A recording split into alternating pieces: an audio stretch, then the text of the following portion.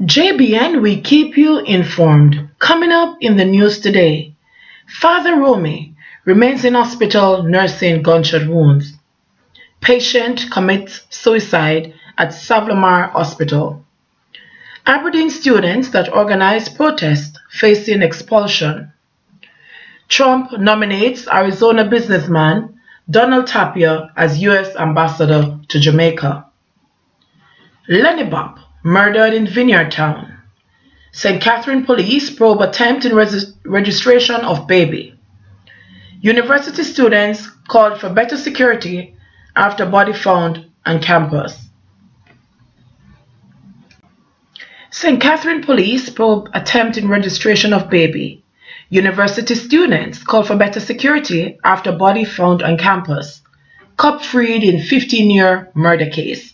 Please remember to like, subscribe, share, leave us a comment and click the notification bell to receive our daily news items. Fadda Romie remains in hospital nursing gunshot wounds.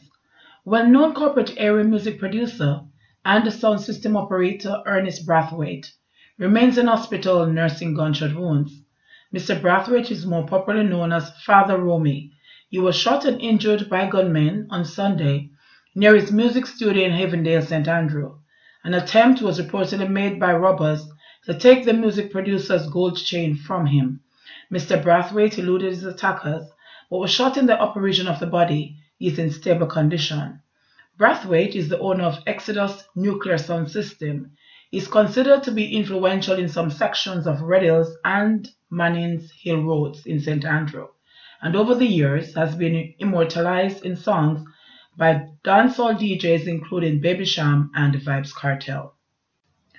Suspected suicide at Savlamar Hospital. A patient of the Savlamar Public General Hospital in Westmoreland has reportedly committed suicide on the compound. The incident reportedly took place on Saturday on a ward of the Type B institution. Details on the incident, which has been confirmed by officials from the Western Regional Health Authority, are not available at this time. However, it is understood that the patient was mentally ill.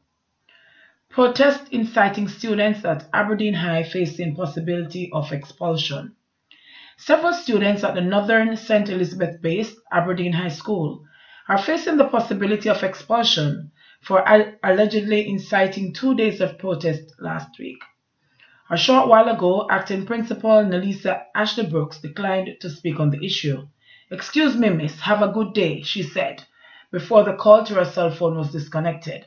However, it is understood that the acting principal told students during morning devotions that those guilty of inciting and participating in the boisterous protest will be reported to the school board with a view to expelling them.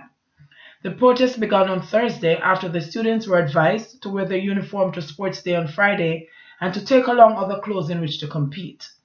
This was because the team gear that students were expecting did not arrive on time. Students, in expressing their disapproval, triggered an uproar and later blocked the gates of the school using wood, tires, and other debris. The acting principal then decided to postpone the sporting event. "We seek to be a school of choice, and we must work as one unit to dismantle the core of indiscipline," she said in a memo to staff members. It's understood that on Friday, less than a third of the school population turned up for classes. Trump again nominates Arizona businessman to become U.S. ambassador to Jamaica. The Foreign Relations Committee of the United States Senate is to deliberate on the nomination of Arizona businessman Donald R. Tapia to become ambassador of the U.S. to Jamaica. A date is to be set for the hearing. The nomination was referred to the committee after it was submitted to the Senate by President Donald Trump on January 16. President Trump resubmitted Tapia's nomination after it was sent back to the White House on January 3, 2019, after the Senate adjourned in December without making a decision. Tapia was nominated by President Trump last May and appeared before the committee that July, where, among other things, he pledged that he would focus much of his attention on Jamaica's energy sector if he's named to the post. At a meeting of the committee last August to consider pending ambassador nominations, the body voted to report favorably on Tapia's nomination to the Senate. However, the process was not completed before the adjournment of the Senate, resulting in the nomination falling off the agenda and subsequently returning to the White House. Jamaica has been without a top U.S. diplomat since the departure of Luis Moreno in July 2017. Lenny Bop murdered in Vineyard Town. 30-year-old Lennon Fife, otherwise called Lenny Bop, a delivery man of Old Vineyard Road, Kingston 5, was shot and killed by unknown assailants on Vineyard Road in Vineyard Town on Monday, February 4th. Reports by the Elliston Road Police are that about 2:30 p.m., Lennon and another man was traveling on a motorcycle along a section of the Vineyard Main Road when they were ambushed by armed men. The gunmen opened fire, hitting Lennon multiple times to his upper body before escaping in the area on foot. The pillion, who escaped unhurt, alerted the police, and upon their arrival, the wounded man was transported to the hospital where he was pronounced dead. St. Catherine Police probe attempt to register baby. The St. Catherine South Police have launched an investigation into the attempt by a woman to register a baby at the Registrar General's Department. According to information, the woman is being questioned by cops. She was removed from the RGD minutes after 3 and is now with the baby in police custody. Senior Superintendent Clive Blair, the head of the St. Catherine South Police, confirmed that a probe was launched but declined to give comments.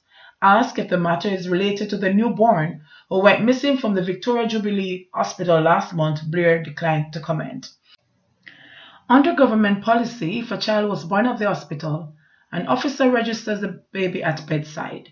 If a child was born outside of a hospital, it is the responsibility of the parents to register the birth. University of the West Indies students want better security after body found on campus. The chapel garden on the University of the West Indies UM campus is secluded, and according to students, it's known for sex and weed smoking. Because of its notoriety, one student said that it attracts all kinds of people on campus. That is why he says students were concerned when the body of 69-year-old Judith Rose Spencer, a medical doctor at the University Hospital of the West Indies, was found partially submerged in a pond near the UWI Chapel on Monday morning. A release from the university said that no foul play was suspected. But social science student John, not his real name, said that the incident shows how little UWI has invested in securing the campus. They are unwilling to invest in security and security management. The perimeters are not properly secured. We are dealing with a 600-odd-acre campus, and somebody can knock over somebody somewhere and just fling them down in our little corner. How do we mitigate against these things? Proper and efficient policing and management, he said. John said that because of the lack of security on campus, students are left at the mercy of criminals from neighboring communities. With the uprising in violence in the adjoining communities, particularly in Augustown, the poor security issue on the campus has been exacerbated. The Augustown man, them have an attachment to the UWI campus. Them come over here, rob them, beat up students, and do all sorts of things, and not much is ever done about it, he said. A student from the Faculty of Humanities and Education pointed to the lack of security around the area that the body was found. You don't see any security around here, and this is a big area, he said. But an international student said that despite Rose Spencer's body being found, he believes the university is safer than the rest of Jamaica. We are in Jamaica, and before you come to Jamaica, there are some preconceived notions, but I walk around the campus freely, he said. Following the discovery of Rose Spencer's body, the university in a statement said that an assessment by campus security indicated that there was no threat to any member of the university community. It said, notwithstanding, security on the campus had been increased. The university said it regretted the unfortunate incident and expressed condolences to the Rose Spencer's family. Cop freed in 15-year murder case. It was a tearful Mark Richards who exited the prisoner's dock in the St. Catherine Circuit Court on Monday after being told by Justice Lorna Shelley Williams that he was freed of murder more than 15 years after the charge was first laid. When Richards appeared, the judge told the court that witnesses had been absent, 2 had migrated and another could not be accounted for. The accused, who was represented by attorney-at-law Valerie Nita Robertson, Queen's Counsel, wept bitterly as he was overwhelmed by his newfound freedom. I cannot believe that the matter dragged on so long before the court, Richards said. I am now in a position to get on with my life. I am shocked to realize that all my children have grown up, but nonetheless justice prevails, he added. Meanwhile, his attorney said that the judicial system had caused his client severe grief and distress, emotionally, financially, and spiritually, and it was manifestly clear that he should have been vindicated years ago. Clearly, I am relieved, and my client is also glad to have his freedom once more, said Nita Robertson. He was unduly punished by the system that he serves.